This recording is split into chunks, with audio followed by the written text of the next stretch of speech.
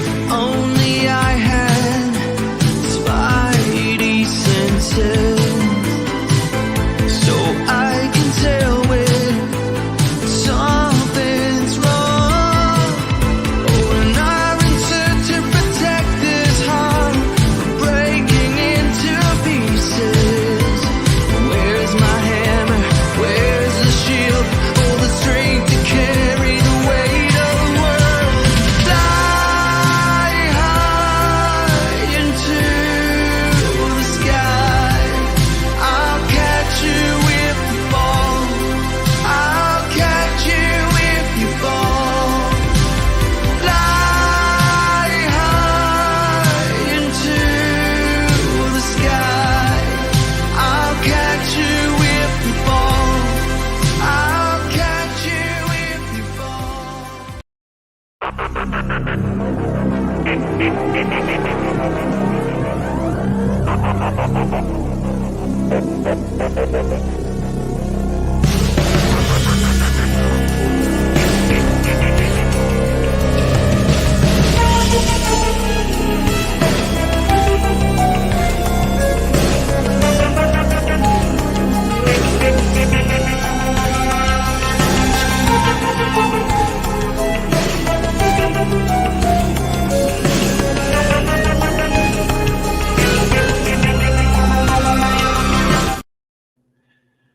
What's going on, everybody, and welcome to the very first live edition of the Snap Decisions podcast. I, of course, am your Snap DJ, your host with the most, and it is really, really cool to be here live for the very, very first time. So really, really thrilled to do this way, and I wasn't really sure as to whether or not I could do this. I kind of like forgot that, you can go on your YouTube page and you can actually do live stuff.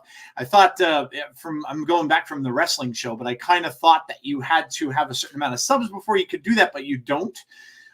So welcome. This, like I said, I'm very happy to be doing it this way. It's kind of cool.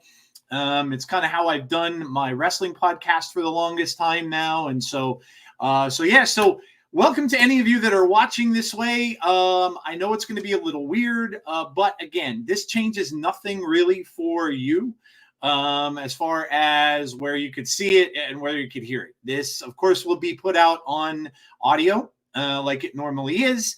But if you do find that you are doing nothing in an afternoon on a Tuesday, prior to the new cards coming out, you can certainly come out and join me live for this as well. I kind of thought once it gets going a little bit and people realize that it's out there, I'm also going to probably end up putting it live on my X as well, because I could broadcast to X also. I know YouTube's a little weird because you got commercials and all that kind of stuff.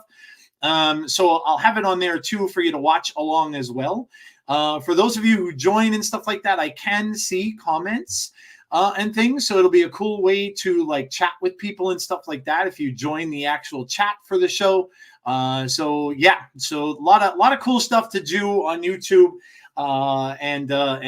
Just welcome in and thank you for joining me on the show this week. So got a lot of stuff to talk about. Obviously, it's Madam Web Day, and we're going to get there a little bit later in the show. We've got the meta report, as you can see up on the board, coming up. We've got all the good stuff I'm going to do. We got some new segments on here as well. And the new segments, I'm going to be talking about some bundles, like upcoming bundles, upcoming variants and stuff like that. So I get to look at that. Plus, I get to display the cool graphics and stuff like that. The audio is fine, but I have to kind of consult things and look at things and stuff like that. It's a little bit difficult to do sometimes that way. So welcome in. All right, so I kind of always usually start talking about my week and things that I've done and movies that I've watched and stuff like that, but I want to do a little bit differently today since I have the video up. I'm gonna kind of give you a little tour of my geek room. Now I can't move the camera, obviously. I could, but it's a pain to get it back. But I'm just going to kind of show off some of my little trinkets. I know I told you guys that I'm a big nerd and geek and or whatever you want to call me, and I always have been. Well, first of all, before we start the show, I do have to say it was a sad day, a bit of a sad day for me yesterday. There was a celebrity who passed away. I'm sure a lot of you have heard. James Earl Jones passed away yesterday. And McDonald in Ho. Hello. Yes, it is live for the very first time. And you were the very first person who joined the chat. So welcome, man. I appreciate you coming out. But yeah, so obviously James Earl Jones, the voice of many, many things. But the thing he's most remembered by is being the voice of Darth Vader. Passed away yesterday at the age of 93. Lived a very, very long life and a good life, and was doing the Darth Vader voice right up until he passed. He was doing it just a few years ago. And I just want to share some thoughts of that because along with Marvel, I'm a huge Star Wars fan as well. And I saw the original film in 1977 when it came out.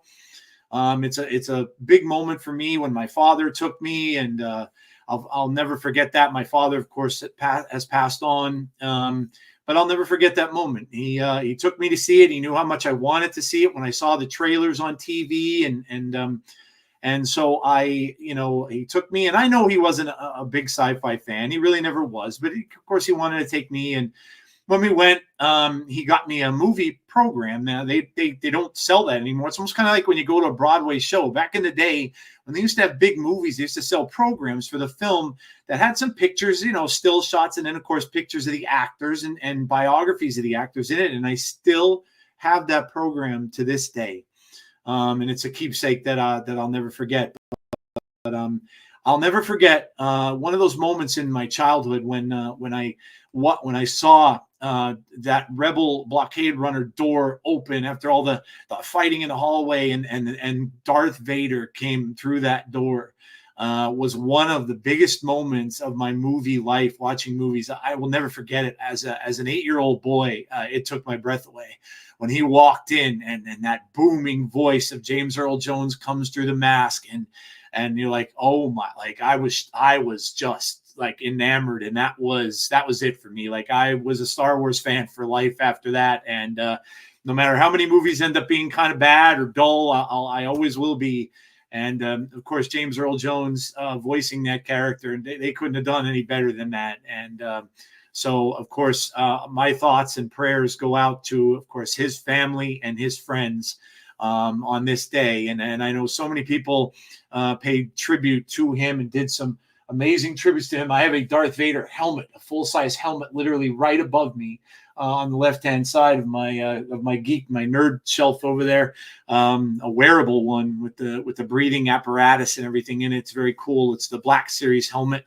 And yeah, I've just always loved that character. So, we'll miss that. And I don't know if they ever had plans to do anything else with Vader. I know that, there could be ways they could use him in the stuff that, obviously the stuff that's happening in the Mandalorian, that timeline, of course, he's gone during that. But if they ever did, of course, they had him in Kenobi, the Kenobi series. And if they ever wanted to use him again, I really don't know what they do. I know they had somebody different do the voice for the animated stuff a little bit, so maybe they'd have him do it. I don't know. But it's a sad day. I know in New York City, I posted this on my X earlier, that big picture of they lit up the whole Empire State Building with a big thing of Darth Vader in tribute to him. So yeah, I wanted to start off the show with that, of course. But let me show you some stuff. Let me show you around a little bit. First off, I have to start here.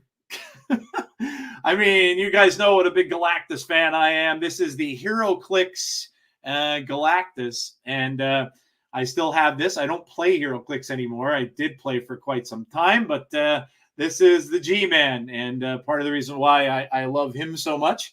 I have a little G-Man as well. There's the little Funko Pop G-Man also. So there you go.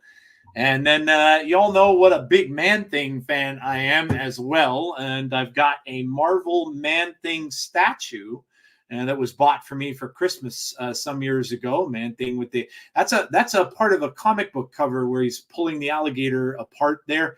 So I have that.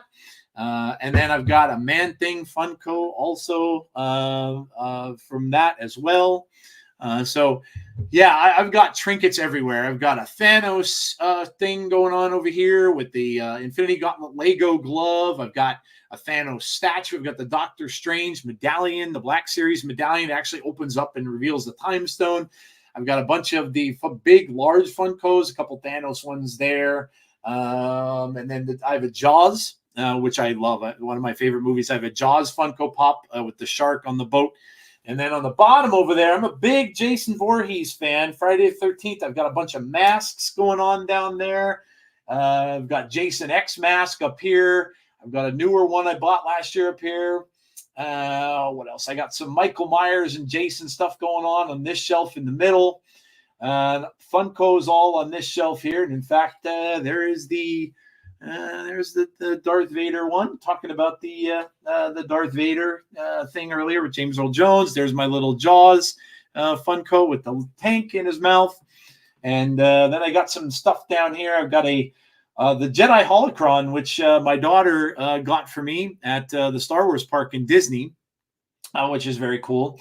I have a full-size, here, check this out. I pull this up here real quick. I'm going to knock over the rest of them, but this is a full-size Infinity Gauntlet. You might have seen this. I had this on the Kids Snaps program, and this actually makes noise. It lights up. Makes that little metallic noise there. Kind of cool, right? And you can move the fingers. I can give you the middle finger with it. But yeah, so I've got a good amount of geek stuff, and I've got a Negan. I'm a Walking Dead fan. I've got a Negan baseball bat over here. Let me see. Is this? I've got a real one, by the way. It has literal barbed wire on there. My wife questioned that. She's like, why did you need a barbed wire baseball bat? I'm like, it'll all work out in time when we get invaded by zombies. But yes, so hold on. My video went bananas when I moved there. I shall fix it. Let's see here. The fade one. There we go. You move around, your camera gets screwed up, and such is the thing of being live. But yeah, so that's some of the geek throw here. Got this guy here on my desk too. That's a full-size Optimus Prime that does transform. Got him from Toys R Us. He's a Toys R Us special back in the day when they used to have Toys R Us still. And yeah, I mean, that's a little tour of my geek stuff. I've got a lot more over there, but that would take me all day. Yeah, I mean, I've got a bunch of stuff. Space Ghost Funko. I've got Swamp Thing and a whole bunch of different ones. There's a Negan one over there. Luke Skywalker, bunch of Star Wars. I've got a Mysterio one. So all that's good stuff going on. I got some stuff for wrestling up there with The Fiend. Big fan of Bray's, and unfortunately, he passed away quite young. I've got a Kiss Funko set too with the album cover and the 4 of them in there. So I've got a lot of geek stuff that I have in here. So just a quick little tour. All right. So let me think of what has been going on. I played Snap a good deal. Oh, I have to say, first off, I have to shout out my alliance. We ended up getting the missions all done this week. We got the variant. We got the mystery variant in alliances. So congrats to all of the people in my alliance. Great group of people. And by the way, we do have one opening. Now, I had heard yesterday, and I don't know how true this is, but I had heard that you can't join alliances anymore. Someone put that out on Twitter yesterday. I don't know if that's true or not, but I did hear that. I hope that's not the case. Because now we have an empty spot. But yeah, I heard for some reason, if you're not in one, you can't be in one now. I don't know why they would do that or freeze that thing. But in any case, it is what it is. All right. So as you can see, I've got my, I have to plug these too. I have on some glasses here. You may recognize these. They are the Iron Man, and they're made by Gunner. The Stark Industries Iron Man blue light, We have these at my store, which is awesome. We sell them at Best Buy, Stark Industries, and very cool. You get this little this little cleaning cloth for it, which is also, you can see Stark Industries on there. And then you get the little glass case that is signed by Tony Stark himself. So very cool, very cool. Oh, they were talking about leagues. Oh, okay, thank you. I wasn't sure. I saw that. I'm like, what do you mean you can't join alliances anymore? That made no McDonald. I appreciate that. Yeah. So okay, well, that's good. Clears that up. That's a good thing. So, but yes, I do have an opening in the guild, and I told you guys I'd keep calling them guilds. I do have an opening in my alliance. So if anybody is out there looking for one, there is an opening. All you have to do is go over and apply. Okay, so let's get to the business here. My weekend snap, and of course we'll start by we'll go over the meta report. We'll look at some decks as well here, and stuff like that too. So, not a lot of ladder. I will admit that. Not a lot of ladder. Not much ladder at all, actually. I played a lot of Conquest, and mostly because I was playing because I wanted to complete missions and help out the alliance and stuff like that. So I played a lot of Conquest this week. Ladder right now I'm sitting at 75. So again, not much. I went from 63 to 75, and I kind of just stopped there. And so I'll tell you where I am in Conquest. Conquest right now, I have enough points to buy everything this week. So that's the second thing. That's the red border, the Dr. Octopus boosters, and the new title, Neighborhood Card Slinger. Gotta love those titles, man. And I want the Doc Ock variant. The Doc Ock variant's very cool. I usually get all those, but I have enough for all three of those. And yeah, so not really much movement for me in the way of that. I was mostly doing a lot of missions for the Alliance and doing stuff like that.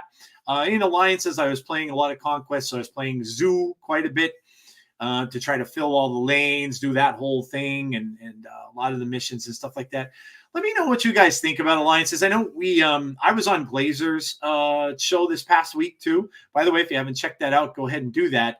I was on their latest episode. It was on with him, Gunny T, and of course Doc D, who's been on the channel. But yeah, we spoke a little bit about alliances and stuff like that, and to try to gauge what the people's thoughts are. I'm still seeing a lot of the same missions. Like right now, I could go into my alliance and I could tell you exactly what missions we have here. And like the same thing is like win 8 cubes in a match. There's 2 of them there for people to pick.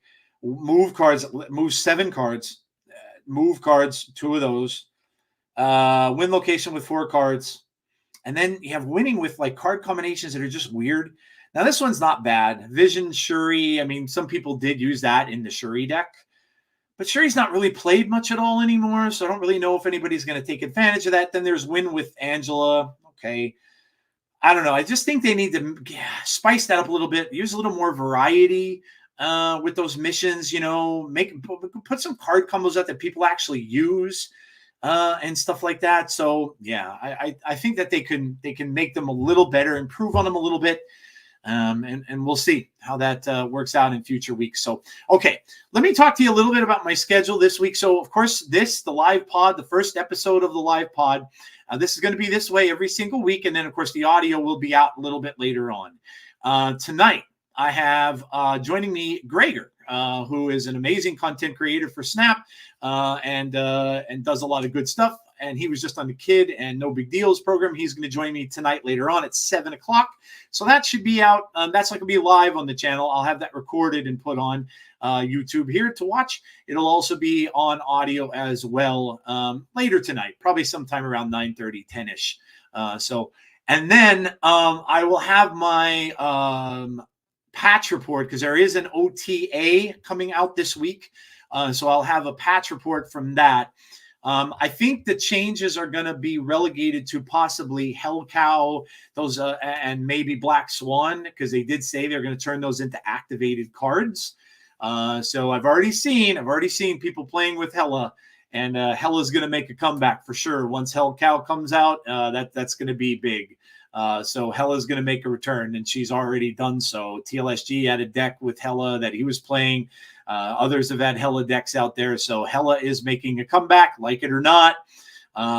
People playing with Luke Cage in the Hella deck, so it negates that drawback. And yeah, so we'll see how that goes. But yeah, so that's my content for the week. Like I said, Gregor a little bit later tonight. That'll be out later on. And then the only other thing will be Thursday for that OTA. I have my little OTA report. Now, that won't be on YouTube. That'll probably still be just audio as far as now goes. This is kind of a work in progress, so we'll see how it ends up doing.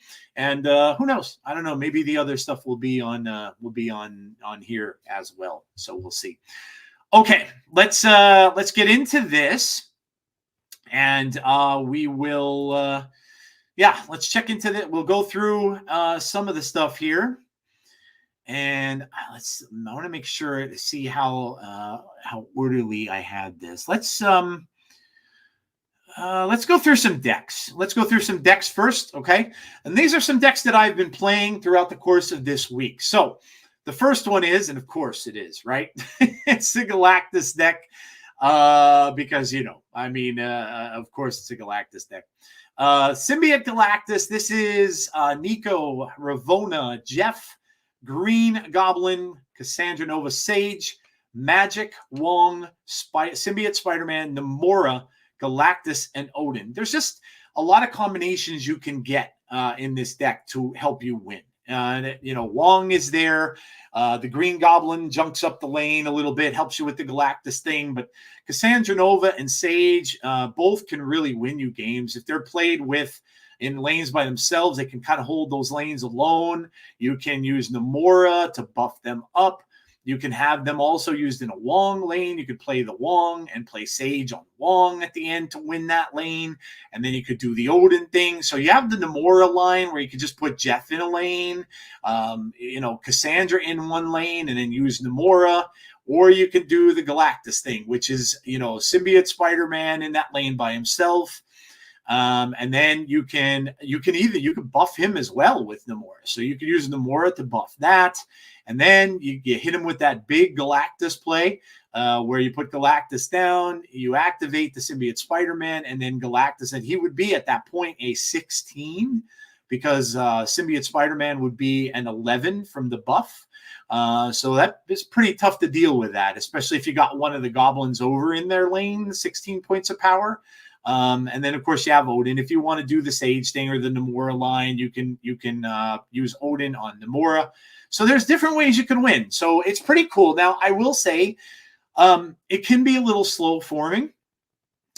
So, you have Nico, you have Ravonna, but if you don't get those early cards, it can be a little slow because if you end up with a handful of 3s or bigger cards like 4s, 5s, and 6s, which you sometimes will, it can be a little slow. So I did notice that a lot of times if I get into a game or a match with a fast deck, like if someone is playing a Zoo deck or if someone's playing, something with a lot of 1s or bounce or something like that, it's a little tough sometimes to come back from that. Now you can make late game plays that you can, but it is a little bit difficult sometimes to get back off of that once you get that bit of a rough start. So, you kind of have to know when your snap conditions are and stuff.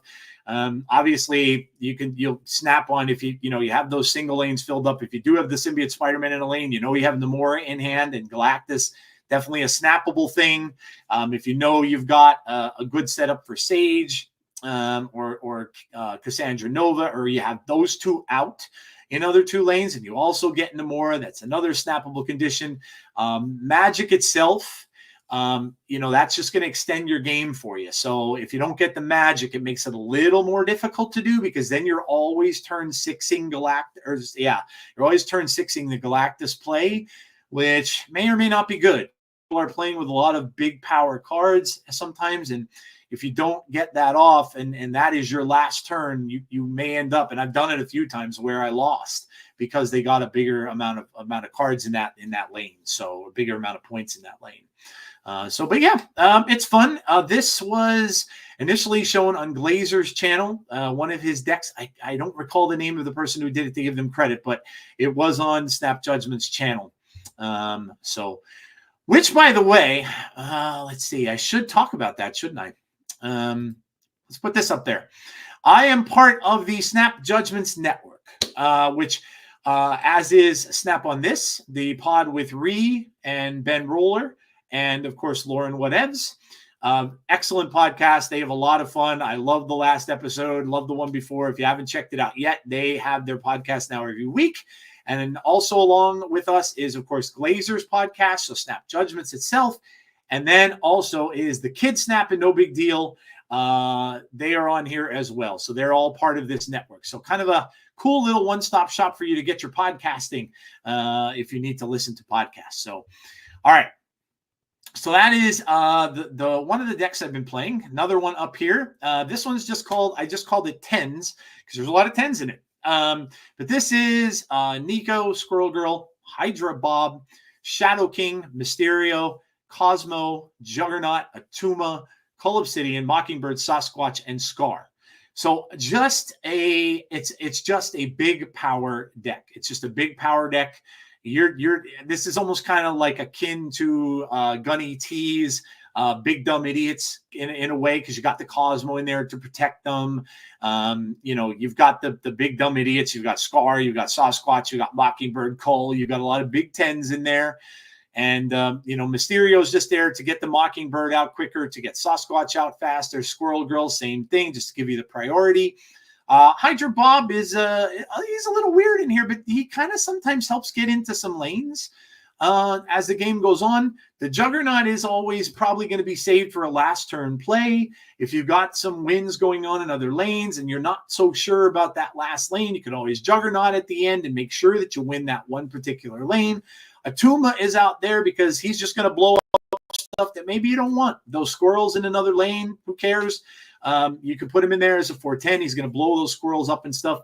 And then you're just going to get a really cheap Scar many times. Many times with this deck, you're going to probably have you might have an 11 plus a 10 power play on your last turn, which is 21 power.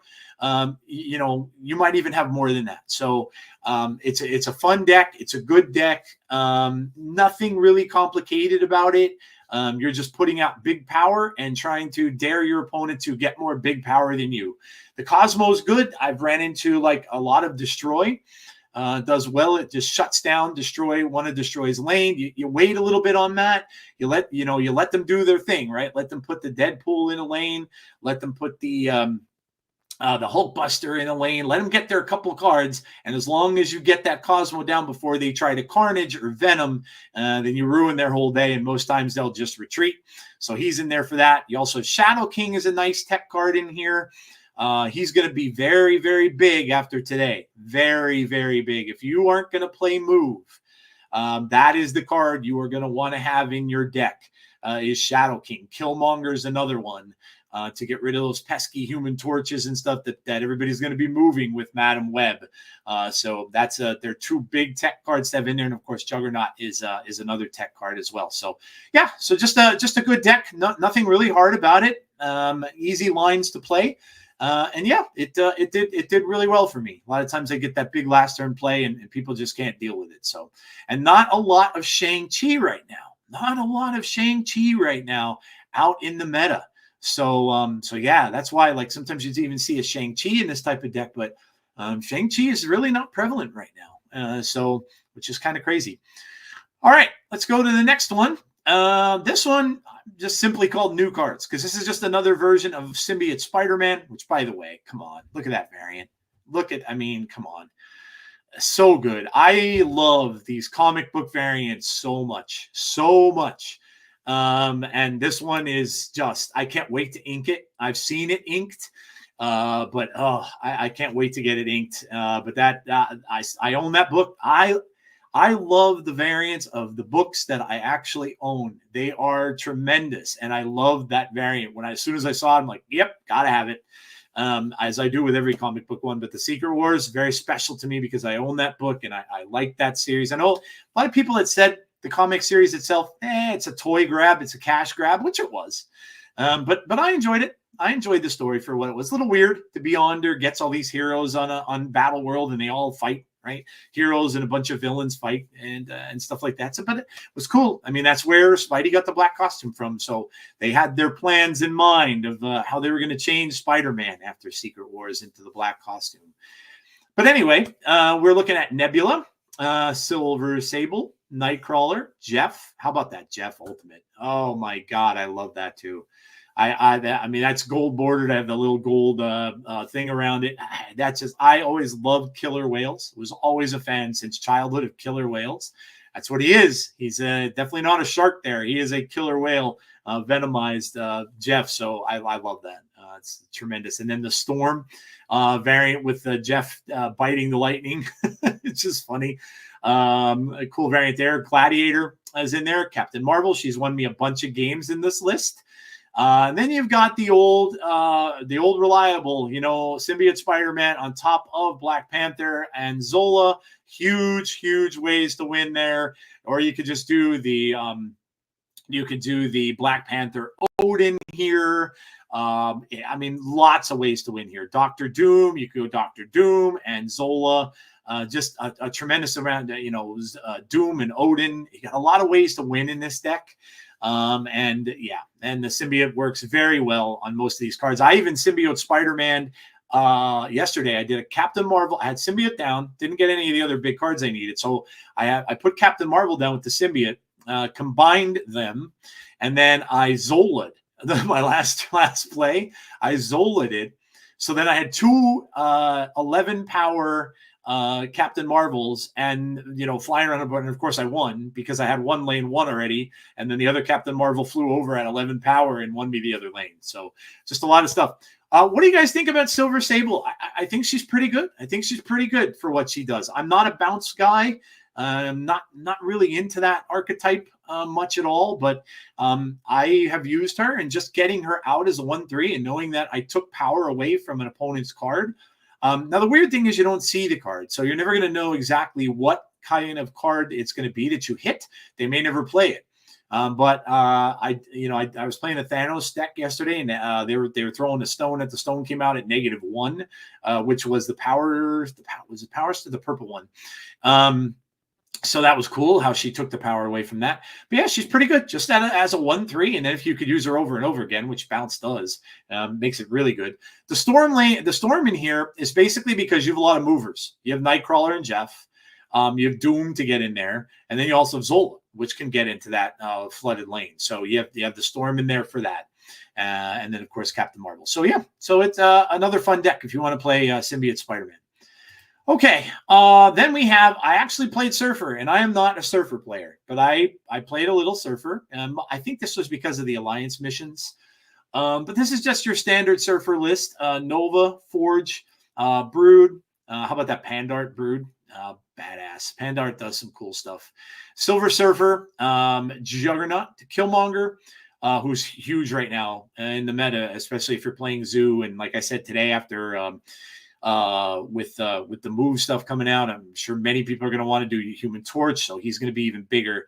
Luke Cage, let me tell you, I have come across in the last 3 or 4 days a ton of hazmat decks, and so Luke Cage is very good counter to them. I've been seeing a lot of the long hazmat. I've been seeing a lot of clog hazmat, which if you're going to try to counter and not play the move stuff, I'm not a big move player, so I don't know exactly how I'm going to go about it. I may just try to run counters to it, and if you do, you're going to want to probably play a clog type deck, which I'm sure is going to be big after today as well, because if you're not going to do it, if you don't join them, you got to beat them, right? So you got to figure out a way to do that, and clog is a good way to do that. So Hope Summers, Sebastian Shaw, Copycat, Absorbing Man, and now Gwenpool is just a staple in Surfer.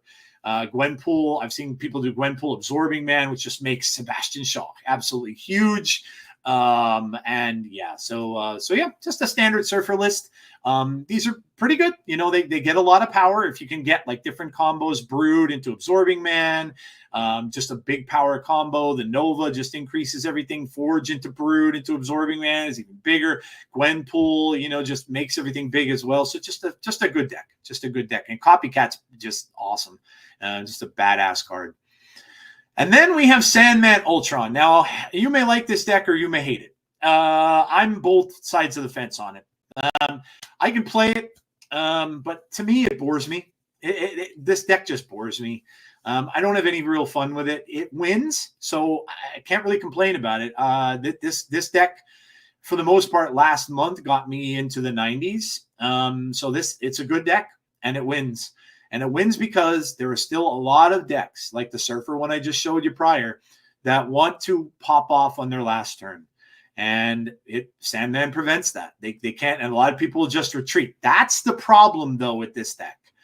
If you are playing against someone playing Bounce, or another deck that wants to pop off like Surfer, if you play Sandman on 5, they're out. So what you got to learn to do is you got to know if you have your combo, right? Like if you have Ultron, if you have your combinations all set up well, you've got to realize that they're probably going to leave when they see Sandman. So you got to make sure you're snapping early on this deck a lot of the times.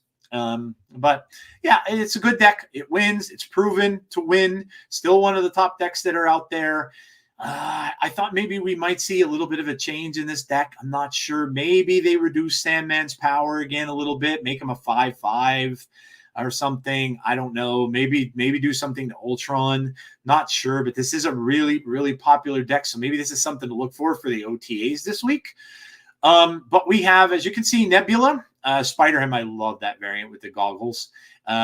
Jeff, Cassandra Nova, Makari's in this deck, which she really helps out in this deck. Nocturne, Copycat, Captain Marvel, Claw. Just got that variant. Kind of looks a little like a Superman claw, doesn't it? With this jaw and his face and stuff like that. Sandman, the Sandbay variant, of course, and Ultron, and then, of course, Red Hulk to kind of mop up there at the end. So this has been a good list, a steady list for quite a while now, and yeah, I'm sure it will continue to be so. And then I told you I was playing some Zoo. Well, here's the Zoo list. Ant-Man, comic book variant, of course. Silver Sable has now entered this list. Squirrel Girl, Dazzler. I love my Dazzler variant, man. That's I'm gonna forget his name now. He does portrait cards. Mystique he's done, and I can't remember his name off the top of my head now. Of course, I can go look real quick. Who cares, right? We're live. It doesn't matter. I can go and look. Let me pull up my Zoo deck, and let me see really quickly who this art is by. This is Artgerm. Of course, it's Artgerm. Yes, McDonald, you got it. It's Artgerm. Yes. Yes. Thank you. Yeah, of course, it's Artgerm. Badass. I absolutely love his artwork. Does some amazing portrait art and comic book covers. And yeah, I think it's fantastic. Hawkeye, Marvel Boy. Marvel Boy has won me many games in this deck. Many games. Now, I had Cosmo in this list.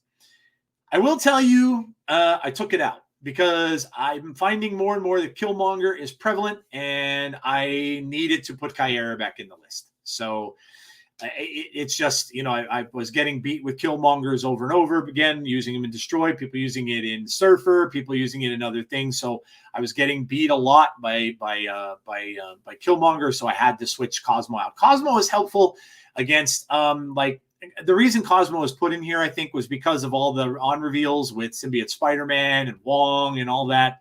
And I think that's why it was put in here. But I think that's kind of backed off a little bit. And it will back off even more, I believe, this week, too, with the release of Madam Web. So yeah, I did put Kyera back in the list. Shauna, she can screw you sometimes, depending on what you get. I've gotten the hood from her, which isn't horrible, but it's a -3. I've gotten Squirrel Girl from her, which is really bad because that's going to flood your board when you may already have a Squirrel Girl out already. Kazar, Dan Hip, Blue Marvel, Gilgamesh just wins games. If you have the blue, if you go your like perfect line, right? If you have Marvel Boy out, that's hitting your ones. And then you get your line of Khazar, Blue Marvel, man, your Gilgamesh is going to be huge. Just a huge last turn that you're going to just about win any lane with. And then Mockingbird, of course, comes out if you have all those other, if you're playing your arrows from Hawkeye, if you have the squirrels out, you have the Shauna cards out, that's an easy 0-point Mockingbird at many times. So Zoo is just fun. And man, dude, I have to eat my words. I talk about it all the time. I was the one who kept saying Zoo's never going to be meta. Zoo sucks. Zoo did. Yeah, okay. Boy, did that go down the toilet really quick, right? Yeah.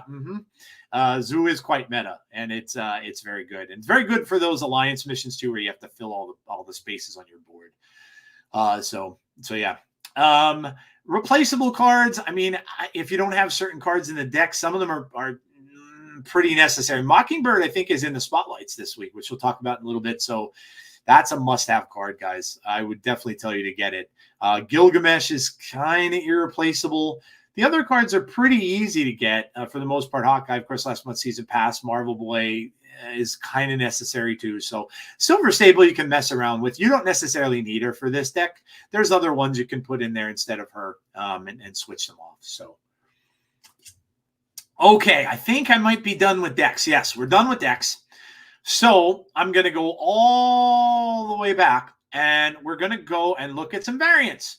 So it's variant time. These are variants that I got during the course of my week in Snap, and the ones I picked up. And then after that, we're going to go into the news segment, which we're going to look at upcoming variants and bundles that are coming up in Marvel Snap. So Dan Hip Cyclops. What more can I say about Dan Hip? Dan Hip, I love his art, man. Like a lot of people like it, a lot of people don't. I'm a Dan Hip fan. I like the color. I like all that stuff there. I like the, I love that Cyclops in the blue and yellow uniform. So I dig it, man. I love the Dan Hip art. Usually always end up getting the Dan Hips when they come in the store because they're usually only 700 gold. Most of the time I do pick them up. Miles, of course, this is from the collection track. I'm not quite sure what he's doing there. Is he misbehaving? Is that a paint can? Yes, it is. Yeah, he spray painted that stuff behind him. So there you go. He was doing some graffiti. So a lot of Miles variants out there. This one's pretty cool. Like the outfit and stuff like that. Looks like a more realistic version of Miles. So yeah, very cool. That's that you can get just from the season pass. I got this Thing variant. I love the Thing, man. The Thing is one of my favorite characters in Marvel.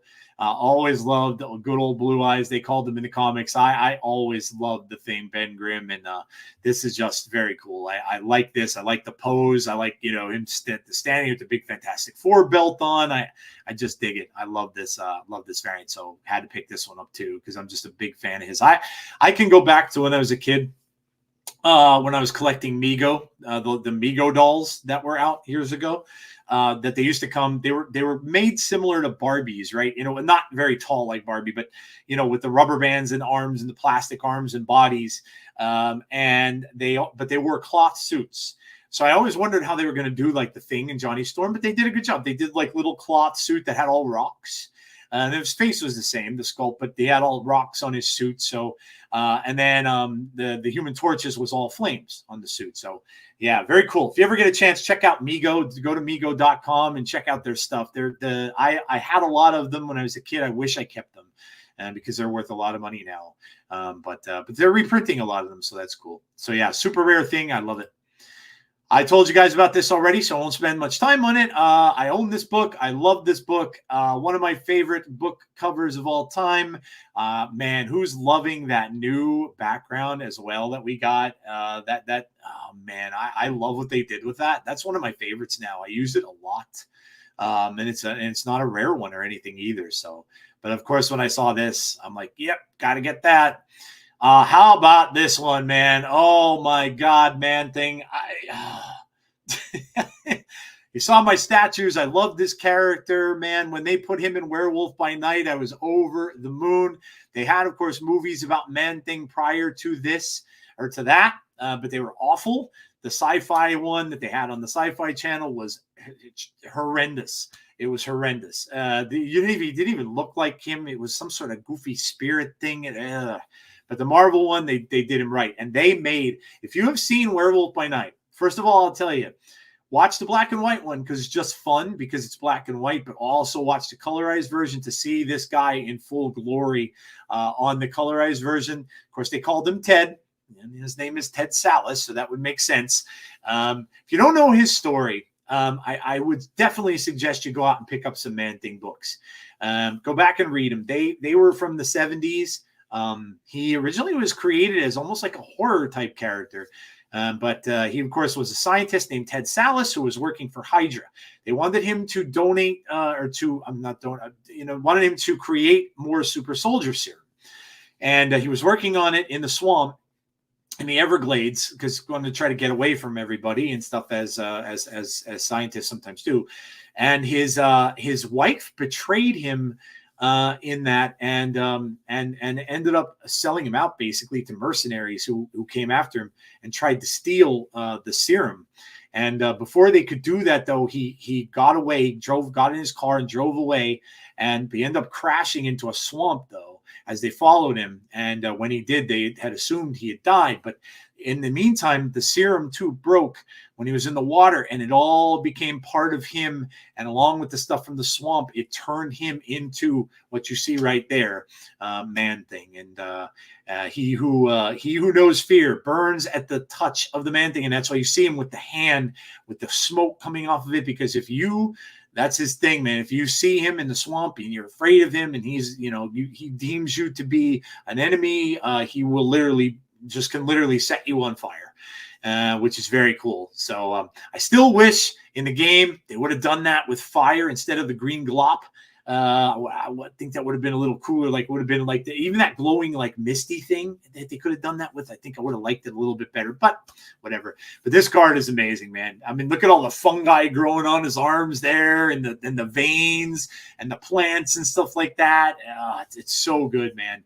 It's done so well. I absolutely love that, and I had to use the gold on it there, and that's a rainbow crackle that's on him too, and then the green border around it. But Man-Thing's always going to be one of my. I'm glad he's better. I know he's still not being used a lot, but I'm glad that they gave him a little buff and made him a little better.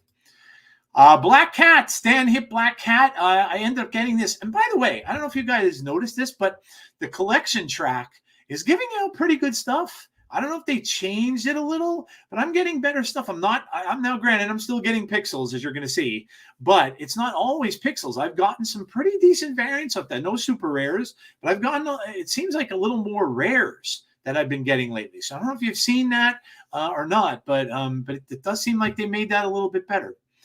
All right, so here we go with the pixels. That's the Heimdall pixel. Not a bad one, I guess. Not a bad one. You see him, and can make out his beard in the halls and stuff in back of him and everything. So not too bad pixel, right? I have so many pixels. Oh my God, I'm gonna have to look to see if I can make a pixel deck at some point. I have so many pixels. I almost would have to at this point. Another one right here, Black Widow. Again, not horrible. And then Morph, I got this Morph. I've seen this a bunch, but it's the first time I've got it. Another one that I got off the collection track. I love this Hulk. This is a tribute to a comic book cover that was, I don't remember who drew it, but he was busting out of the comic book cover. Tribute to that. I love this. I think this is great. Again, brings me back to my comic book roots and reading Hulk comics. I like it. I know some people weren't too thrilled with this, but I dig it. If you knew the comic book and you knew like it was drawn with him trying to bust out of the page, then yeah, you kind of get it a little bit more. How about this one, guys? The tribute to Amazing Fantasy, where Spider-Man first came from.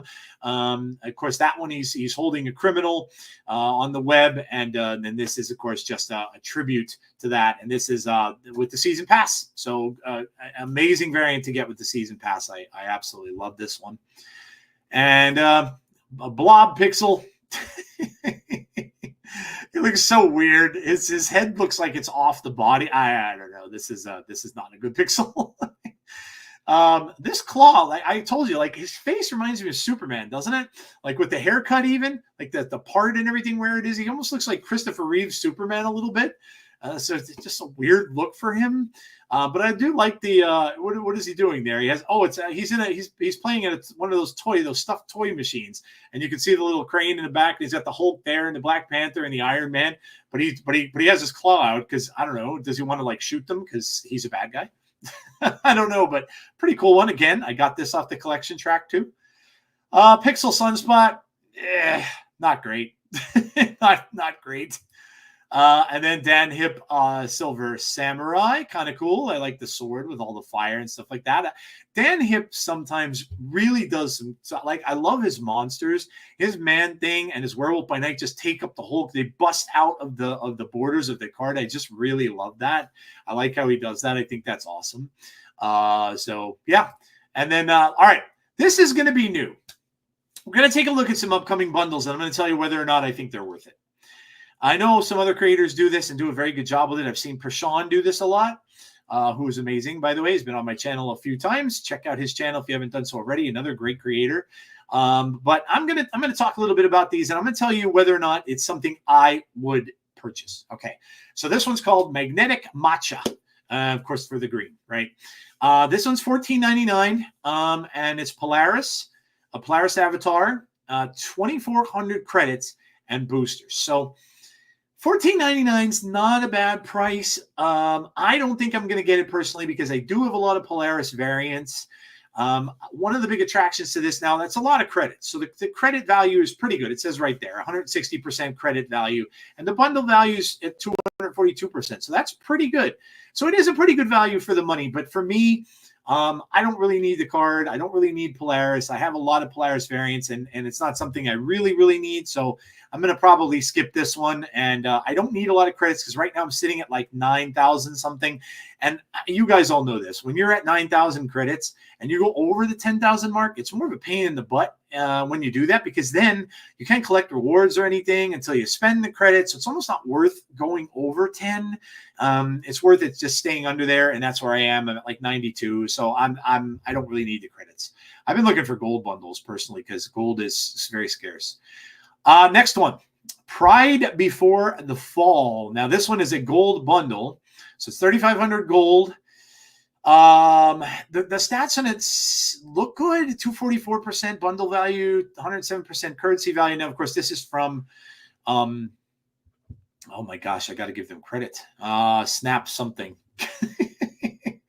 Oh, anyway, In Hyuk Lee's Kitty Pride, the Avatar, Snap Zone, Marvel Snap Zone, 3,000 collectors tokens and then boosters. So if you want the tokens, maybe it's worth it for that, and maybe that's what they're looking at currency value there, because tokens are worth quite a bit if you don't have a lot of them.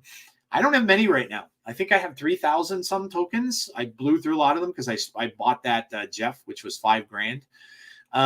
So I don't have a lot, but I do have 9 keys for this week. So I'm again, this one doesn't interest me. I'm not going to blow gold on it, and the avatar's okay, but I have a lot of kitty variants too. Okay, now these are some upcoming variants. This one came out yesterday, and of course I bought it. This is the Beta Ray Bill Origin comic book cover. So this is his first appearance. I love this comic book cover. He's smashing through the Thor, beating up the cover, basically just destroying the cover. Even the Marvel little logo and the Comics Code thing is falling to the side. I always love this cover. I own this book, and yeah, had to get it. Had to get the comic book cover as I always do. We got Hazmat coming. Ink Pulp. Ink Pulp stuff's pretty good.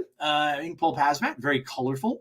The work there, the work he does is always very colorful stuff. So that's coming out.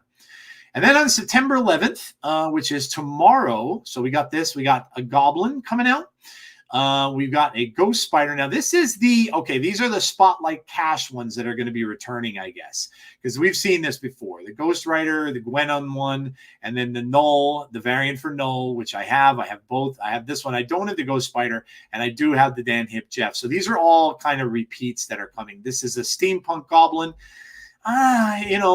Okay, I don't know if I'd buy it. I have a lot of goblins too, a lot of goblins that I really like. It's cool and everything, but I'm not so sure. The Null and the Jeff I already have. And the Ghost Spider, I don't use Ghost Spider all that much. So again, probably not any here that I'm going to really look at. This is September 12th. There's that Polaris, of course, from the bundle. Another Green Goblin. Now, this one I think is a little bit cooler. I like the position where he's standing on top of the glider and the bombs coming off, the pumpkin bombs coming off of it. Nikola Shizmezha. Hope I didn't destroy that name, but I like it. I kind of like that one. And then we got a variant coming for Silver Sable also. We'll see how much that variant costs. I don't use Silver Sable a ton. I'd like to get a variant of every card, but if it's 1,200, I don't know if I'd spend it on that. It is kind of plain. And then we got this. Oh my gosh. Look, this is amazing, guys. So Uncanny X-Men 153, Kitty Pryde. You see the original covers look absolutely amazing. And you see, you know, Kitty with the popcorn and the soda. And then I love the ad, man. Those were the ads that you'd see in the comic books back in the day. Win a Columbia 10-speed Formula 10 bike. I can't tell you how many of those contests I entered to win things. I love this. This is the reason why I love Snap so much. It brings me back so many good memories of comic books that I read in the past and things that you used to see. And then, of course, now something from a completely different Kitty. It's just like a movie cover, and you're seeing, was that Morph? Yeah, it's Morph on the side, swinging there.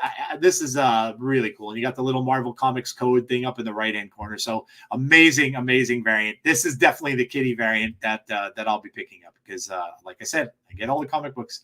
Okay, all right, so we're done there. We're going to move on to another section of the show here, and we're going to go now to the weekly top 5. We're going to go to the top 5. We're going to do some top 5 stuff. And let me pull that up here.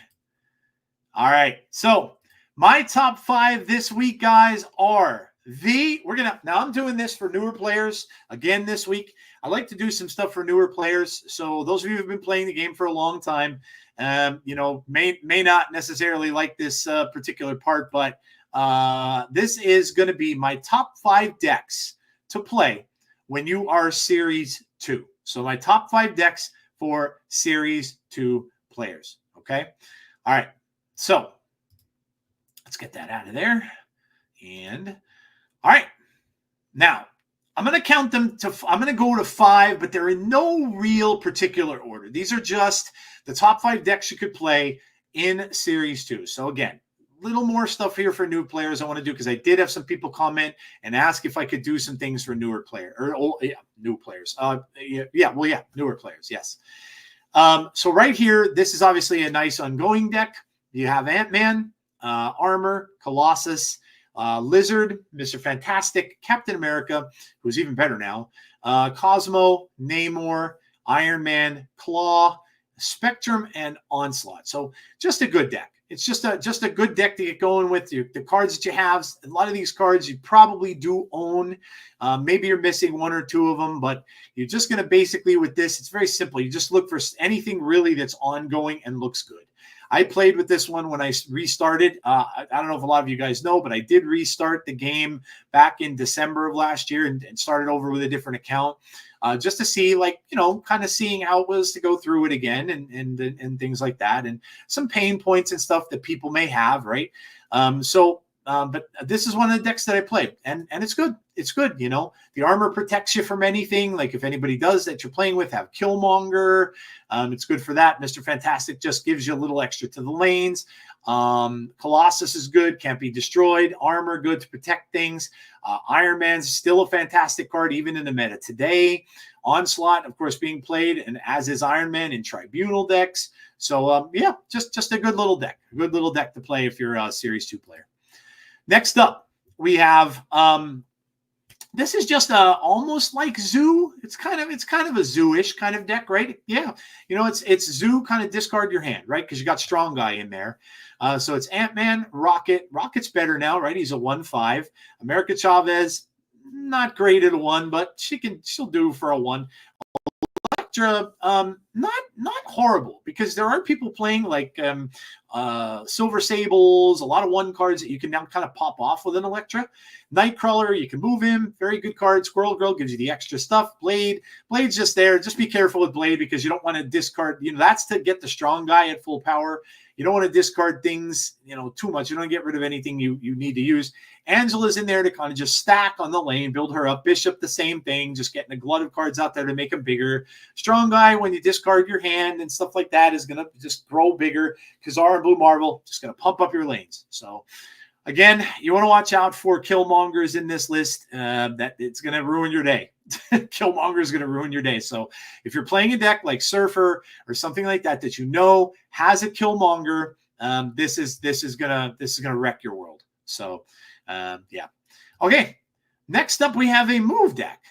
This one: America Chavez, Iron Fist, Nightcrawler, Forge, Craven, Doctor Strange, Hulkbuster, Multiple Man, Cloak, Vulture, Vision, and Heimdall. This list could get even better for you if you're a new player, and you get the season pass and you happen to get Madam Web today. She's going to help, right? Out of 2, she's going to help you here. You'd probably get rid of Doctor Strange for Madam Web. Put Madam Web in here. Make sure the Craven's in the other lane that you're going to push your cards out from Madam Web on, and then it'll help you a lot. You can do very, very well here. So yeah, move's going to get big, guys. Like it or not, I'm not a big move fan, but it's going to get big today with the onset of Madam Web. So good little deck to play if you're early on. This one I like too. This is more of an on-reveal kind of a deck, and this is pretty strong. Like even today in the meta, some of these combos are strong. White Tiger, Odin, very strong combo. Ironheart, Odin. You get that Odin lane going, right? Ant-Man, Hawkeye, Nightcrawler, Medusa, just some early momentum, right? And same with Star-Lord. But man, if you get that going, if you can get like you get the Ironheart into a lane with, let's say, Wolfsbane, and then you get White Tiger in there, and then you Odin the last lane, you're gonna win some games. So yeah, again, pretty good deck. Gamora's in here. You don't see Gamora much anymore. She's pretty good though. She's a good value card for what she does. So yeah, then you got Jessica Jones as well. Doesn't see a lot of play really outside the early game. Groot, the same thing. And then of course, if later on you get Wong, yeah, you're set. That's Wong is great for this deck type. You'll have tigers everywhere. That's hard to contend with, even with decks that are out there today. And then we have this one here. This is Sunspot, Rocket, Iceman, Star-Lord, Mr. Fantastic, Storm. Got Groot, Jubilee, Jessica Jones, Gamora, Vision, and Infinite. Now, Infinite, you can always skip your last turn to play it, but what you're trying to get in Infinite, of course, is a pull from the Jubilee. Is what you want to do there. You want to try to pull Infinite out with Jubilee. It's just a big, big card to get. Vision's great. Great. What he does just can move around from lane to lane. You use the Storm to clog off that thing, and you obviously have your cards like Star-Lord. You play the Storm, play Star-Lord and Rocket afterwards, and you got yourself a pretty big lane there that you might already have won.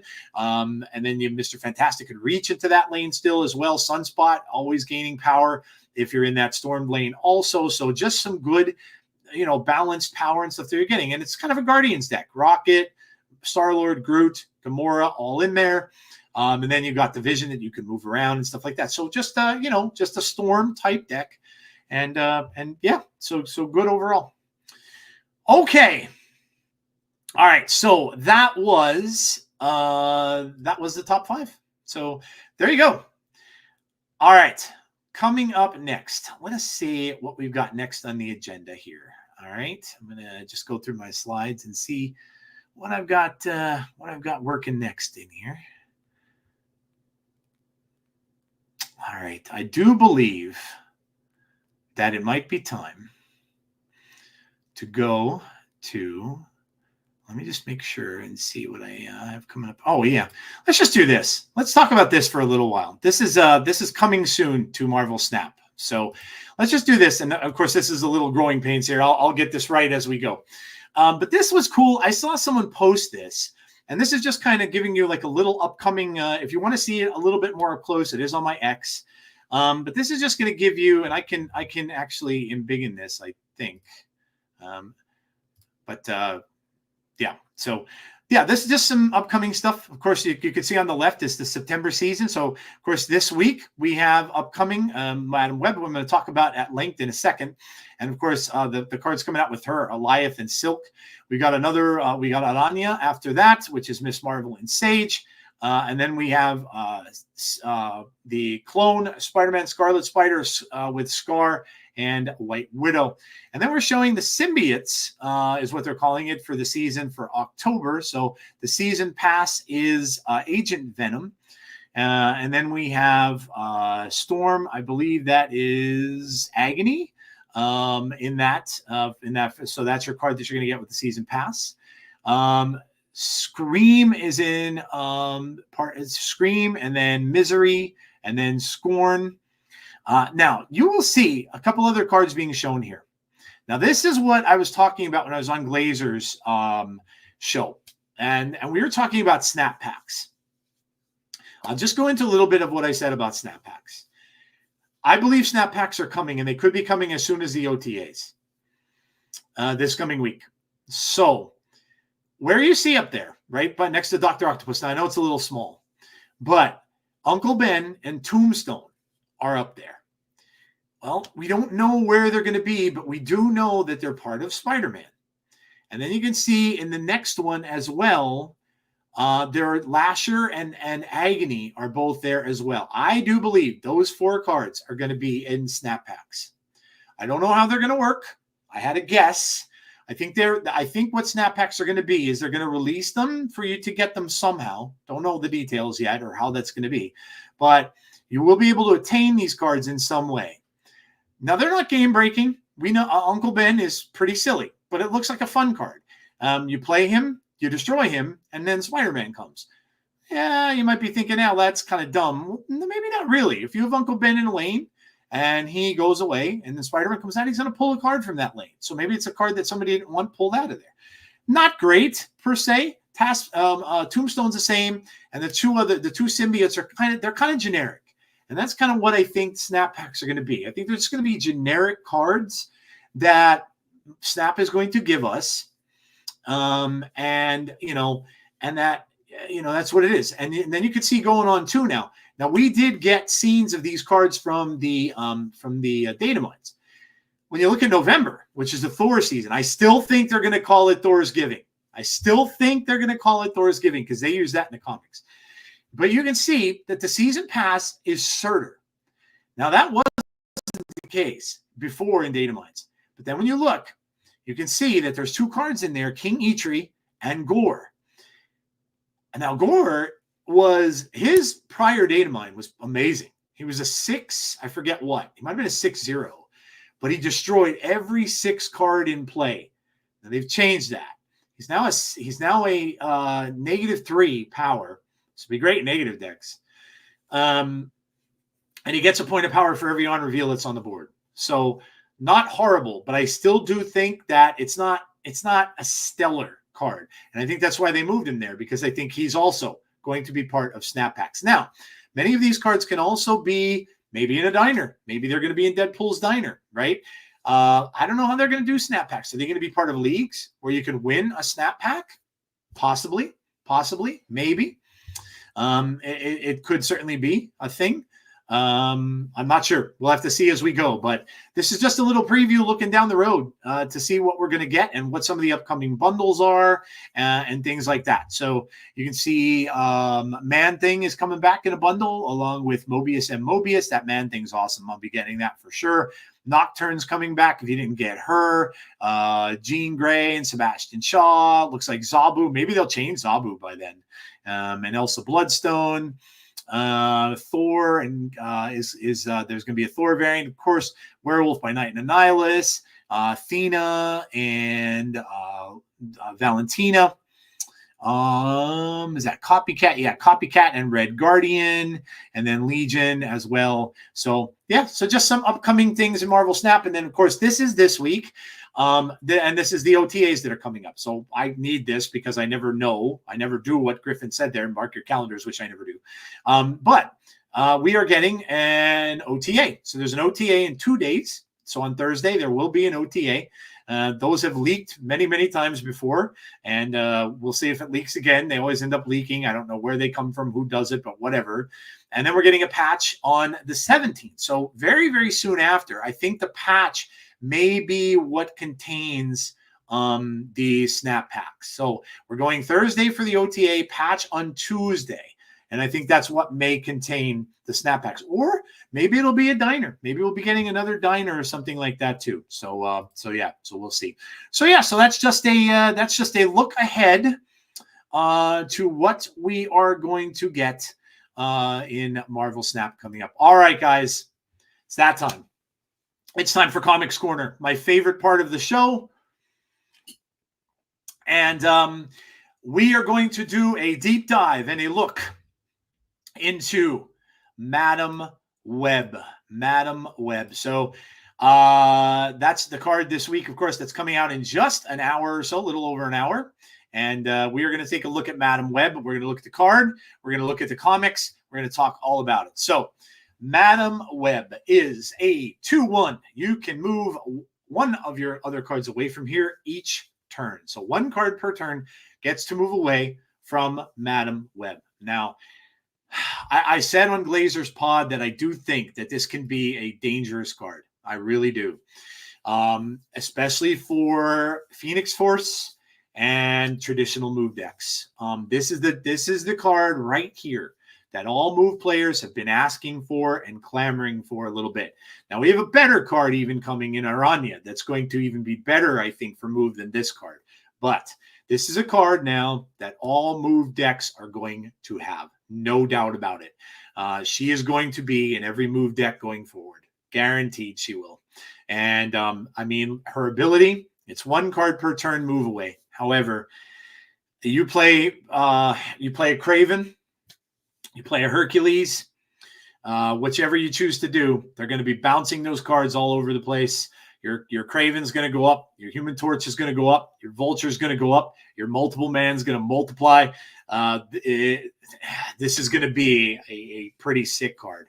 And I know that a lot of people are going to be playing move. I still don't know what I'm going to do because I don't know. I really don't know if I want to play move or not. I'm not a big move player. Move, I've said this to you guys many times, makes my brain ache.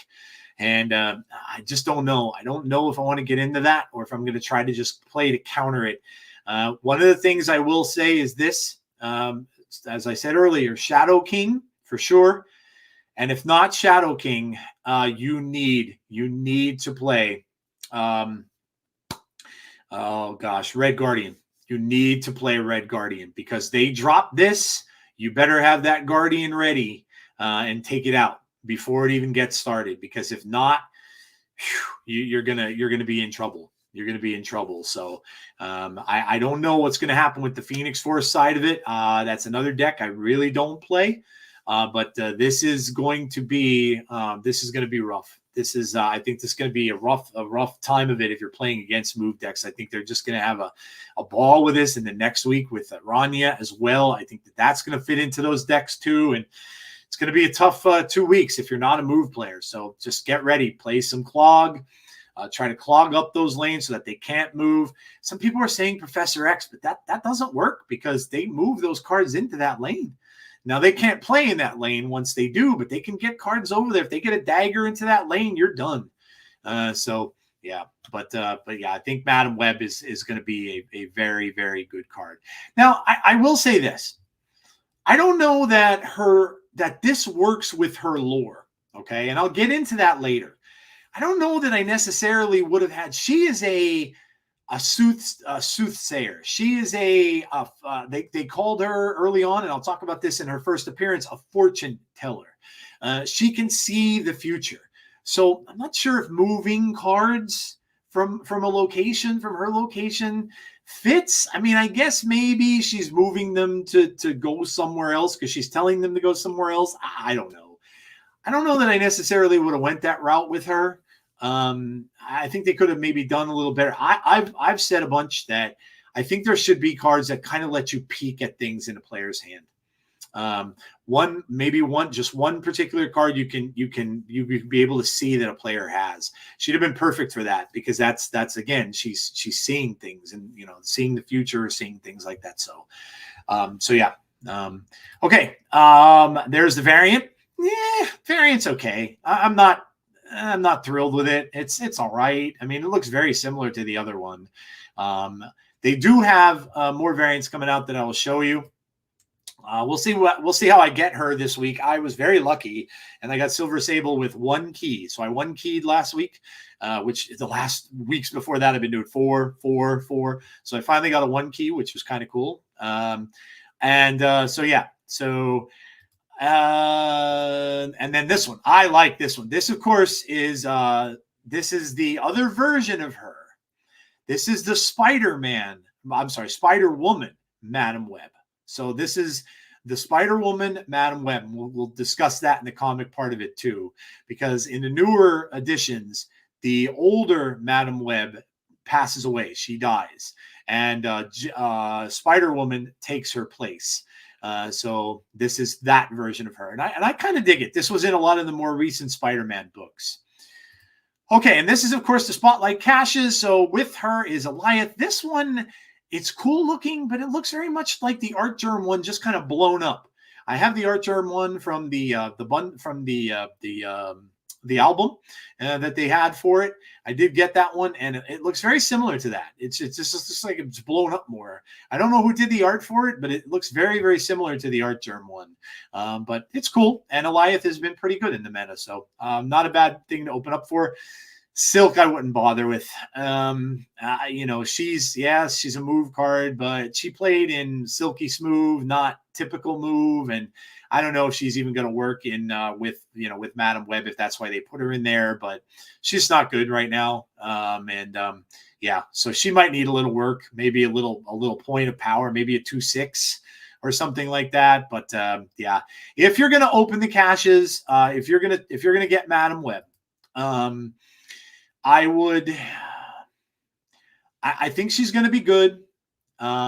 If you're deciding whether or not you want to do it, I would look at it this way. Do you like move? Are you a move player? If you're not, it's maybe a skippable week for you, especially since Silk isn't great. And Alioth, yes, Alioth's out there, but Alioth is out there. I've seen him in a lot of Spotlight Caches, so he's one that gets put out there quite often. You can always try to get the one from the album as well, if you need it. But yeah, this may be a skippable week for you if you don't like move, because she's really going to be that's what it is. It's a move card. So if you're not into that, if you're not into Phoenix Force, probably a skippable week for you. But yes, I'll be getting it. And yeah, I like this one. I'm probably going to get this variant if it comes into the shop. I do like that one. So Alioth and Silk. Okay. All right. So we're moving on, and we're going to talk about Madam Web. Now, this is her first appearance. Amazing Spider-Man number 210. This dates back to 1980. 1980 is when this comic came out, and I do own it. I went back and I read it. I had to pull it out of my collection because it's been a while. But you can see here now. It's a great. This is my favorite era of Spider-Man. I love the artwork in this book, and I love the art team that did it, which I'm going to pull up here. Let's see. As soon as my phone stops being stupid.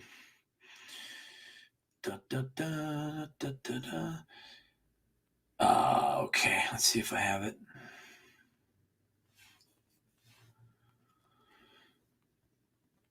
Of course I don't. Give me 1 second. This is the difficulties of live things, right?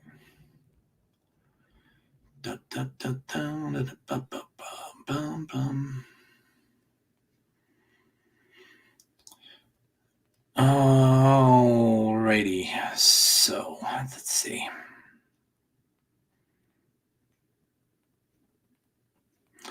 Denny O'Neil and John Romita Jr. There you go.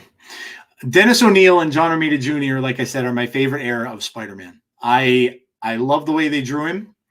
I love these books. The little Spider-Man slinging the web up in the top corner. I remember them very well.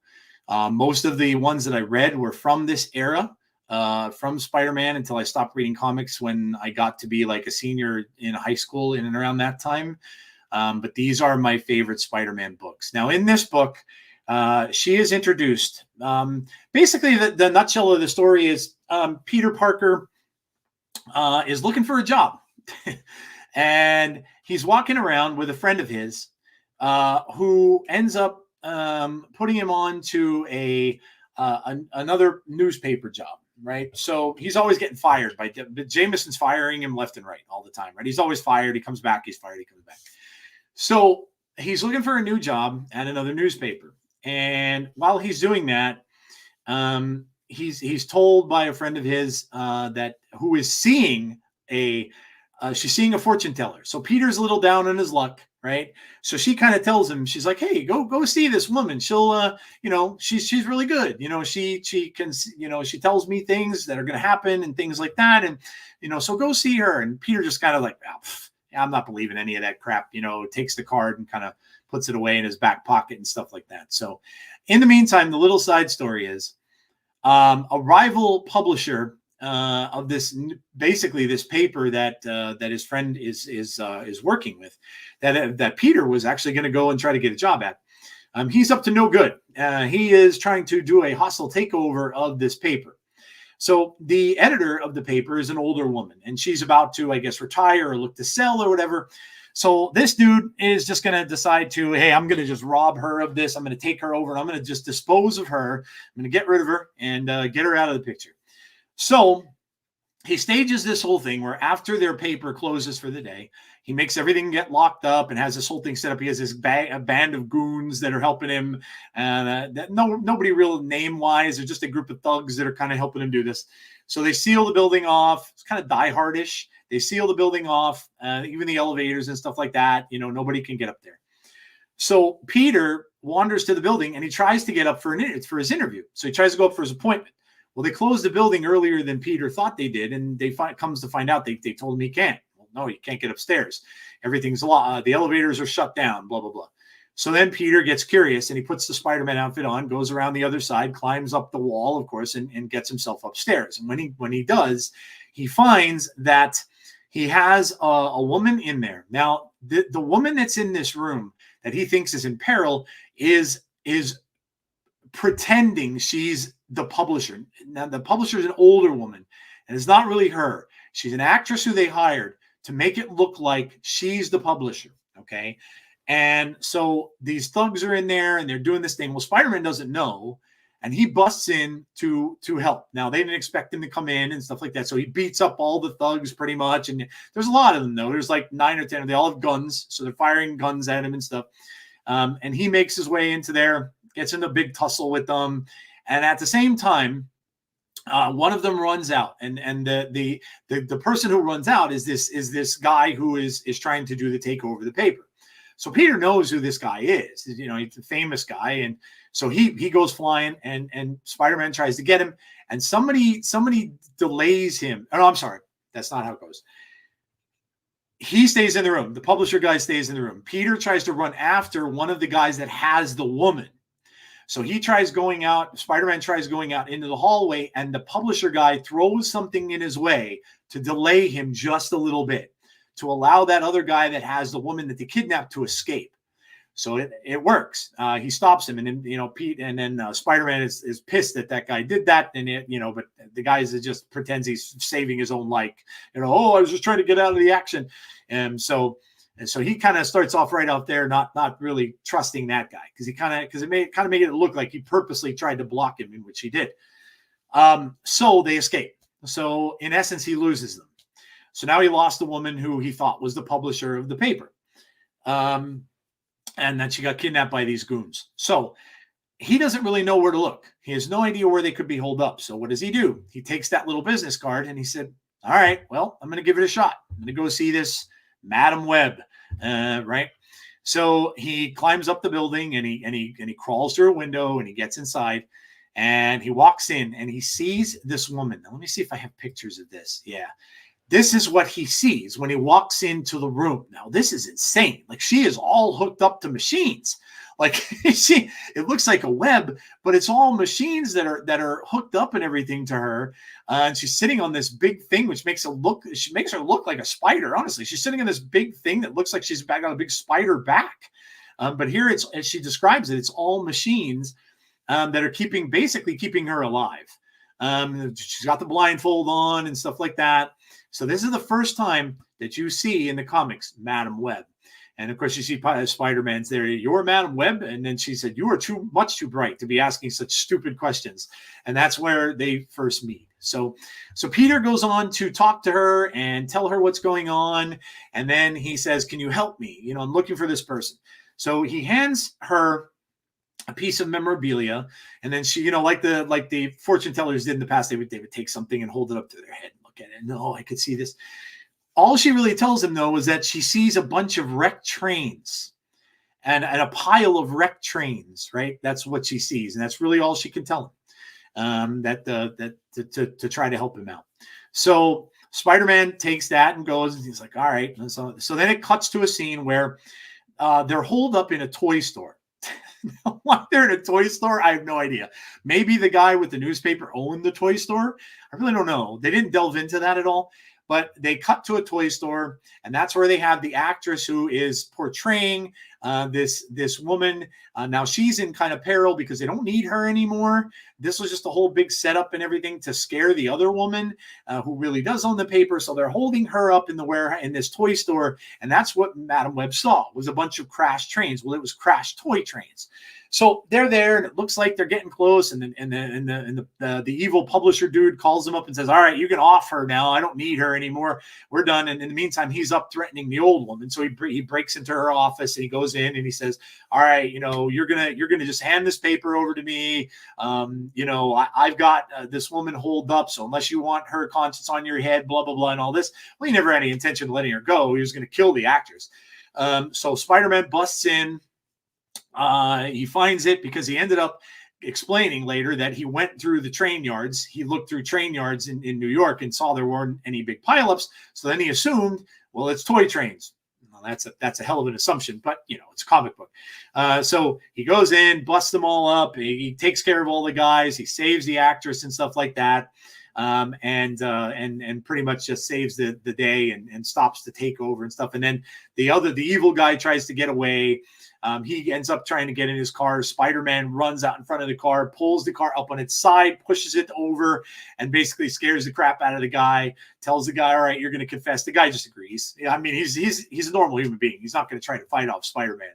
So he just ends up agreeing to the whole thing, and that's basically how the story ends. So no real super villains in this. It was just a run-of-the-mill, you know, robbery, crime type of thing. You know, so Madam Web is really the most famous thing really out of this book, and how she lasted throughout the course of the time. So yeah, it's, and then you could see some panels here. This is where he sees all this stuff. He said, "Okay, I'll ask a smart question. What is all this stuff?" An elaborate life support system that keeps my blood moving, my lungs breathing, the electricity coursing through my brain. It was designed by my late husband, his final gift, and without it, I would be dead in a minute. So there you go. So she's basically on like an intricate web-looking life support system. That would be a small cause for mourning, but perhaps the world would be poorer for the loss of my gifts. And then Peter says, "Gifts? I can touch the hidden chords of creation. These blind eyes can see beyond normal sight. In short, I'm clairvoyant, a soothsayer, a psychic, a witch, if you will. Furthermore, I'm able to nurture these powers in others." So yeah. So that was the first introduction of Peter Parker to Madam Web. And then basically the way the story ends is Peter is now screwed for his job because that paper never gets get going because of the fact that they got shut down. The woman retired. She sold the paper, so no job for Peter Parker. So he's sitting at home after the whole thing's done, and he gets a phone call. And the phone call is Madam Web. And she says, "Hello, Spider-Man." And he's like shocked now because she knows his identity. And she said, "Yes, I know you're Peter Parker, but that will stay with me."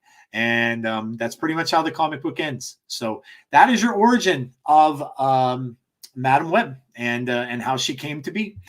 So let's go through this a little more here. And we're looking at, of course, this is part of the movie. Now, I don't know if you guys saw the movie.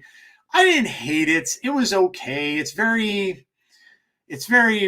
plain, and you can see the other three characters end up being web people too. Spider-Woman is there, and Aranya is in it. So that, it's just they become different web characters at the end of the film. Like I said, it wasn't horrible. It wasn't one of Sony's worst things. There's a lot of continuity things in it that are just very, very weird. Ben Parker is in it. So Uncle Ben is in it as a young dude, and Aunt May is in it as well. And, and of course, May Parker is there, and May is having the baby. She's pregnant with Peter at the time. Just all the continuity errors that are usually in Sony films, just very, very weird. But yeah, like I said, it wasn't the worst Sony film. I guess I should put that into that I've ever seen, but I wouldn't go to tell you run out and see it. So, and then there, of course, the movie poster. Dakota Johnson plays Madam Web in this. This is her origin story. This is how she gets her powers. And at the end, of course, if she does end up blind at the end, and she loses her vision, and that's she's wearing the blindfold at the end of it and stuff like that. But it's very, very weird. And there you can see the other Spider characters that are there as well. So wouldn't tell you to go run right out and watch it. I think it's on Netflix, but it's not great. It's not great. This is the other version. This is the one you saw the variant for. This is the Spider-Woman version. After Madam Web is gone, she passes away in one of these comics, and of course, it turns it over to Jennifer, who ends up being the new version, the younger version of Madam Web. But she has the same basic powers that Madam Web does. And then you can see here just a little picture of that. Who are you? What are you doing on this vessel? They call me Madam Web these days, and I'm just here to make sure the engine room is clear. You're testing my patience. Clear for what reason? And then she goes into for this. And it's got weird glasses. So yeah. So that is indeed Spider-Woman, who has become Madam Web. Now, she's in the animated series, the Spider-Man animated series. This is the series from 1992. Which, who knows, maybe Marvel might bring this series back at some point for the Spider-Man, the Amazing Spider-Man. Of course, they brought the X-Men series back. They are doing a different one, though, so probably not. They're coming out with that new Spider-Man freshman year. No, it's not called. It's called that Your Friendly Neighborhood Spider-Man. Now they changed the title. So, but the interesting thing about this is she's got some ties to Stan Lee. Now, not only did Stan Lee create them and Spider-Man, but Stan Lee's wife played her in the animated series, played the voice of Madam Web. So it's very cool. So there's even a scene where, and I think it was one of the very last episodes of that, it got a little weird at the end, where Spider-Man kind of was in an alternate dimension, but it was actually a real world. It was like he stepped out of the comic book and ended up in the real world, in real life, because real life Stan Lee was there. And then Stan Lee and him are just kind of having this conversation the entire time, and he's directing Spider-Man and stuff like that. But there was a scene where Stan was talking to Madam Web. Madam Web is in that. So it was cool. He was kind of carrying on a conversation with his wife. So that was probably a really cool thing for him to do, where they both recorded the dialogue and they're sitting there talking to each other. So that's kind of neat.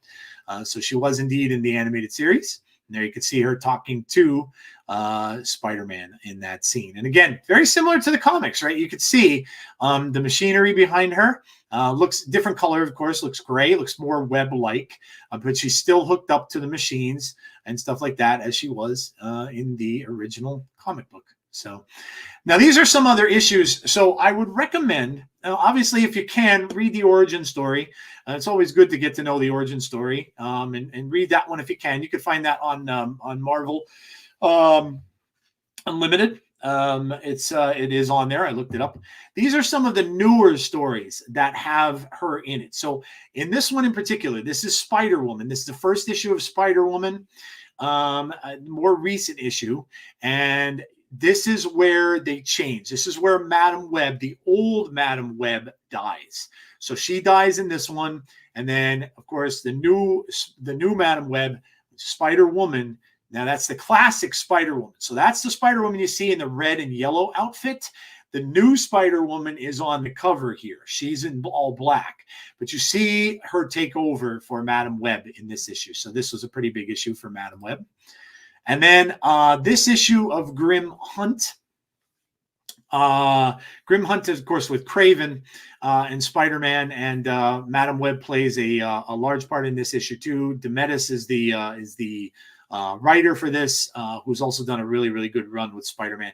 Some people like him, some people don't. That was during the whole thing where he had the thing where Aunt May died, and that whole thing happened.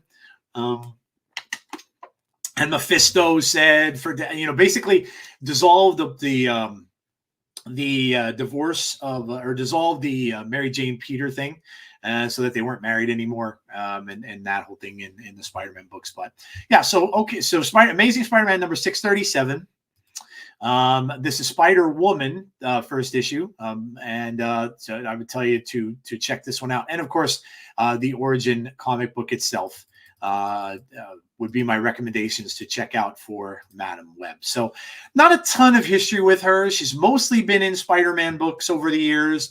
Sometimes now they'll be doing a lot of crossovers and stuff like that with the different Spider characters. They'll have them all in certain books and stuff, like they do the multiverse and stuff with Miles. But and that's mostly where she does show up. So I don't know that she'll ever be in a live action series or anything like that, in another movie rather, because she is a Sony property, and that's kind of a weird legal thing where they don't a lot of times let people use their characters if they've already been used in a Sony only movie. So I doubt you're probably going to ever see her in a actual Marvel film. I don't think she'll end up being in Secret Wars or anything like that, especially with the movie bombing like it did. So I doubt we'll ever really see her in any more movies, but she is a character in the lore of Spider-Man. So, okay, we're just about getting to the home stretch here. And we are going to move to the last segment of the show, and that is going to be the MCU Minute. The MCU Minute. So let me get to, I have the one picture here that I want to talk about, and this one. Look at Tom Holland. This sneaky bugger. Tom Holland put this out on his Instagram, and the reason why he did is because he said he's off to do some shooting, and the internet went nuts. And once they saw it, they're like, oh, must mean he's going to do Spider-Man. He's going to go shoot Spider-Man. Well, they did announce that Spider-Man 4 is going to be starting shooting. So supposedly before the end of the year. They do have a story for it. Now the same thing has been arising. Andrew Garfield was just in the news the last couple of days because they've been asking him if he was going to be back in it. He denied it. Of course, they're going to deny it. But supposedly the rumors are that it's going to be on Battleworld, which is that world from Secret Wars, because it's taking place between Doomsday and the next Avengers film. So that's when it will be out. So probably like 2026-ish, in and around there. So we but this came out, and what a lot of people are wondering is, and then to add to this, somebody caught a picture of him going up the stairs to the shoots, supposedly, that he's going to, and he was going into the office of the woman who runs Sony's picture division. She works with Kevin Feige quite a bit. He knows her very well. So that was the office he was going into. So there are people asking, wondering, well, why would he be going into her office to do these scheduled shoots? Well, a lot of people have looked into it, and they all are thinking that because Venom, the next Venom movie that's coming out is doing some reshooting. So now they're thinking that the Venom reshoots, that Tom Holland may end up be doing something maybe for a post-credit scene for the upcoming Venom movie, which I guess would make sense if they're going to bring Venom into Secret Wars, which a lot of people saying that they think they are in some way. That because a lot of these characters, like Venom in particular, I don't know if they're going to do it with any of the others like Kraven or Morbius because they just didn't do well. I don't know if Kraven's going to do well either. These movies without Spider-Man to me are just not good. And so I don't know if that movie is going to do very well. But in any case, they are saying that Tom Hardy's Venom is supposedly going to be in Secret War. If he is, then maybe his Venom will finally get a chance to fight Peter Parker, and maybe it will be in the next Spider-Man movie at some point in time. But we all know that probably from Secret Wars, you're going to see Marvel maybe do their own Venom, because if they do the whole Secret Wars story where that's where Peter does get the symbiote and the black costume. But obviously, if you saw Spider-Man Far From Home, in the post-credit scene there was that little thing where Tom Hardy's Venom morphed into Peter's universe at the end because of that whole Doctor Strange incursion thing. And then right before he could leave, there's a little piece of the symbiote left there. So that could be what they're doing here, or leading into that. I don't know. But in any case, the internet went bananas. Anytime Tom Holland does something, people go nuts thinking that it's going to be something about Spider-Man. So yeah, so we'll see. But in any case, the only other Marvel movie news was that supposedly now, and this keeps going back and forth, well, they did get a new director for the Spider-Man movie, and that is a director that did Shang-Chi, and he's also the guy who's doing Shang-Chi 2, so he will now be directing. John Watts, the previous director, did not want to do any more superhero films, so he bowed out of both Spider-Man 4 and Fantastic Four because he's going to do that. But he is no longer interested in doing the superhero films. So they did get the director for Shang-Chi. And the only other news was that two languishing properties, and that is Blade and Armor Wars, which were put on their big, that big graphic thing that they have about their future plans and all that, was put out on there, but never really said anything about. No one's saying anything about them prior. Blade is in all kinds of hell. They lost their director, the writer, all this kind of stuff. So that now people are rumoring that that they might bring Blade back from the Deadpool movie, that he may end up playing. I don't know what's going to happen with it. But in any case, those two films now supposedly are not on their radar anymore. So Blade nor Armor Wars are on their radar supposedly at Marvel anymore, that they may not be necessarily even bothering to follow up with them. And then lastly is the Agatha series, which comes out very soon. I think it's next week. I'm looking forward to that. I love Agatha, and haven't played my Agatha decks in a while, but I still love the character. Supposedly now, that is going to be part of a trilogy. So WandaVision was number 1. The Agatha all along is going to be number 2. And then number 3 is going to be Vision Quest, which they are now working on with that. We've all heard that that Ultron is going to be back. The voice of Ultron is back for it too. And this is probably all Marvel's way of bringing back Scarlet Witch. Now, how she comes back, I have no idea. I don't know whether she'll be a different Scarlet Witch because the other one died, obviously. We saw her die at the end of Doctor Strange. So this could be a different Scarlet. Some people are saying it's going to be the Scarlet Witch that's actually Magneto's daughter that they may bring back and tie her into the X-Men a little bit more that's coming up.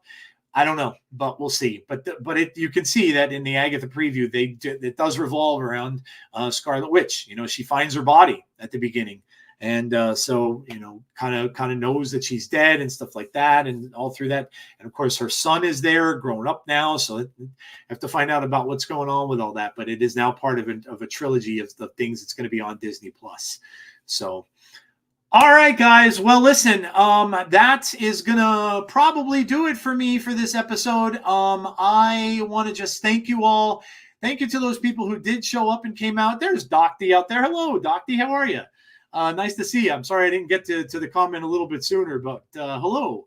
Docty's awesome, guys. If you don't already know, he does amazing card previews. He is the guy to go watch his channel to get all the information. He's the one I get my information from as far as what the spotlight caches are going to be, as far as whether it's worthy to go and get it or spend your tokens or whatever on there or your keys. Go check him out. Yeah. Thank you, Docty. I appreciate that. Yeah, I just started deciding to do this live every week. Yeah, it works pretty well. I get to mess around with stuff, show some pictures and things like that, and all that good stuff. So, I figured why not. So yeah, thank you to all those who came out. I appreciate that. I can interact with the chat just like you see there. And McDonald as well. Thank you so much for coming out also and sticking around. I appreciate you guys. And yeah, so remember, this will be available on audio later as well if you couldn't watch the video or come out to the video. But I would say, if you can, in the next few, the next time I do it, which would be next Tuesday, it's always going to be 1 o'clock in the afternoon. I know a lot of people work during the day and stuff like that, but I did want to get this out there before the new card comes out. So I wanted to get that all done and finished before then. But it is still going to be out on audio for those that listen to it on audio. I appreciate all of you. If you are indeed watching me from here, please make sure you sub to the channel. Please make sure that you drop a like on the video. It always helps. Leave me comments if you watched it. If there's anything in particular you may want to see on the show in the future, let me know. If you like the live format, let me know if you don't like the live format. I'd appreciate it. Drop some comments below. Always appreciated if you could do that for me also. So, all right, guys, I'm going to leave on this. Like I said, I am part of the Snap Judgments Network, along with the Kid Snap, along with Snap on This, and along with Snap Judgments. So please make sure to check out all those pods. They're amazing, amazing people. I've got an amazing guest coming later tonight, and it is Gregor is going to join me back on the pod. We're going to talk a lot about different things. He's going to tell me about SnapCon. I love hearing about that, as Docty told me when he was on the show. And we're going to talk about a bunch of other things. I'm sure we'll be talking about some of the same stuff we covered here with Madam Web and things like that. So that will be later on tonight and be out probably to watch here. Probably, I'd say about 9 o'clock, 9:30, and also available on audio.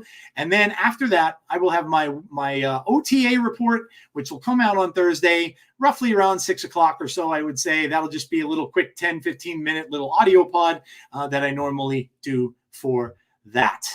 All right, guys, that is going to do it for me for this episode. I appreciate you all. Thank you so much for coming out, and hopefully I will see you all on the next episode of Snap Decisions. This is your Snap DJ signing off. Have a good one, guys, and I'll talk to you soon. If only